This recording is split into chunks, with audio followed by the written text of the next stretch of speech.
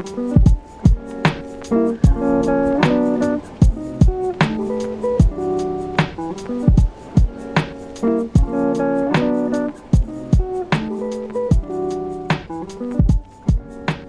everyone doing? I've seen a lot of videos on YouTube that helped me make this car mod for my 4Runner, and I decided to put something together really quick and just show what I did for my 4Runner. Every vehicle is a little bit different, and so if you have the 2005 Toyota 4Runner limited edition, that's going to help you out with if you want to do this mod that I did. So it started off, all the materials I got, like this plywood, this wood right here, these hinges, it's all been secondhand. I didn't buy anything new. If you look at construction sites, dumpsters, side of the road where people are getting rid of things such as shelves, cabinets, you'll be able to get a lot of free lumber. Dumpsters where people are doing home renovations, construction sites, you can get a lot of free plywood, 2x4s.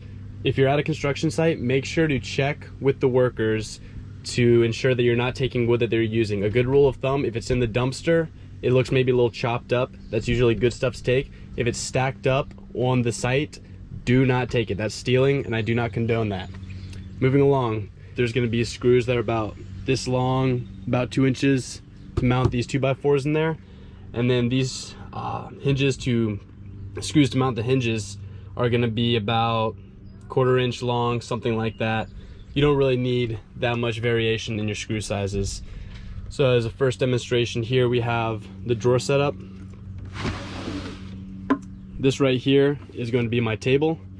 I've done a hole right here to allow me to lift and raise the part that will be a table. Again, this wood came from a cabinet set I found on the side of the road. Put that there.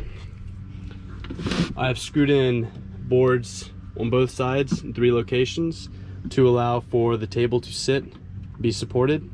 That is flush with the top as well. You can get 12 gauge shotgun shells and use them as washers. I thought that was a cool little creative bit there.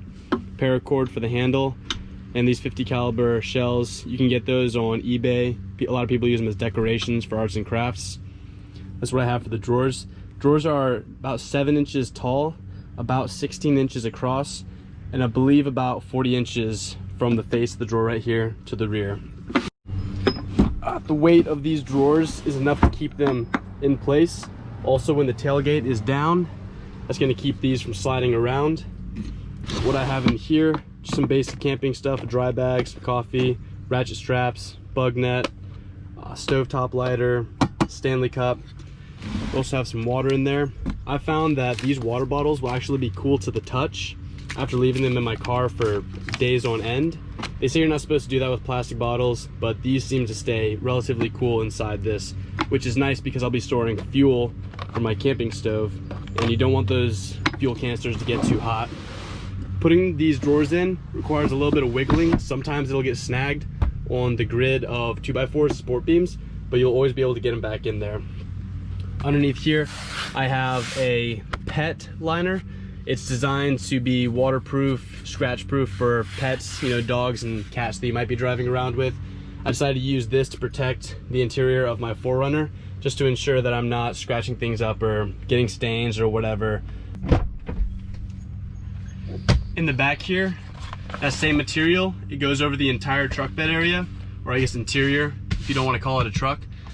I have the rear passenger seats folded down. What I've designed is, if I can get it out, what I've designed is a support system. This is 3 2x4s that are drilled together, and then it's about a 1x1 inch piece of wood right here that's on top, and they're screwed together in inverted orientations. I'll attach some diagrams and different pictures and whatnot to help you understand what I mean, but this is not going anywhere. It's not going to snap or bend, and this slides in to the drawer system to allow me to put up the rear seats if I do need to take passengers. So this will slide forward to right here, and this will act as a support for this flap of plywood. As you can see, it comes forward and it rests on the 2x4s right here. I've also added a support 2x4 right here in the middle of the front folding flap. that will allow for, it still kind of bends in, but that's going to allow for more support when I do have things and cargo in the inside of here. Sometimes you'll need to, there we go. So that's the front folding support. As for the rear, I've already talked about the drawers. I have added side flaps to act as, it's more so aesthetic, but it also keeps things from falling underneath. I have these side flaps made out of plywood as well. I used an electric sander to sand these down so it fits more flush. And these two wheel well compartments, they're asymmetric. You can see this one has a bit more going on than this one right here because you have your sub speaker. Make sure that you take measurements for both of them and do not just create two of these flaps because they're both different sizes. Back here I have support straps, power inverter, bungee cord, nicks and necks, this and that, but it's nice to have it all contained within there. It looks pretty good. On the other side here, as you can see, because I did this on a budget, the hinges don't match. Doesn't matter. Fold that up. You can keep, you know, your Vans, things like that. And this piece is also very important that it's accessible, because in your 4Runner, this is where your jack and all your tools that you'll need to access the spare tire, this needs to be accessible. So having this flap here is incredibly important just for safety and convenience sake. You don't want to have to pull out this massive wooden platform every time you have to change your tire. That would be a pain. One final thing I would like to point out is that I used a grid of 3x3 2x4s attached to this as supports. So as you can see right here, you have two screws, and that's 3 across and 3 long. And those attached to these 2x4s each are 7 inches long, and that acts as a grid to support the weight that's going to be on here when you have your bed rolled out on it and you have other supplies. So just as kind of a review, this whole platform fits in the back of a 2005 Toyota 4Runner. This is the limited edition. Doesn't necessarily differ for the SR5 or other models, but just make sure that your measurements are for your own vehicle. There may be slight differences that cause something to not fit. That would be a big pain. Measure twice, cut once. This back platform right here, this is 40 inches as far as length goes. And then the front folding flap is another 28 inches for a total of 68 inches length from the back to the front. From side to side, left to right, port to starboard is 39 inches wide on all parts of the platform.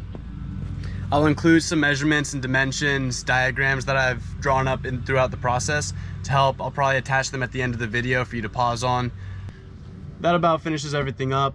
Again, very simple design. I decided not to do rollers for the drawers just because the more you add to it, the more they can break. I intend on taking this on the road, and on the road anything can happen. You do not want to have to fix something like this, so the simpler the better. I'll say that again, the simpler the better. I went with a very simple design. It's pretty easy to follow. It took me some trial and error just because my vehicle, I wanted to be able to fold it in half and contain the camping mod so that I could put the rear seats up and use it as a functional daily driver and carry passengers. Yeah, that's about it. I'll probably do another video that kind of includes what I will be putting in here for the road trip that I'm taking this summer.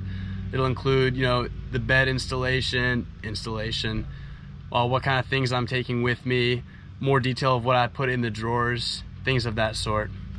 Thank you for watching. I hope this was helpful. I found a lot of helpful videos similar to this, so I just want to contribute and put back into the 4Runner community, or any SUV camping mod community for that matter, because it really helped me out. And you know, if you want to do it, I say go for it, because I spent maybe $5, $10, $15 total on this project, and it just cost man hours and a bit of determination and focus. Cut twice, no, cut once, measure twice. Stay stoked.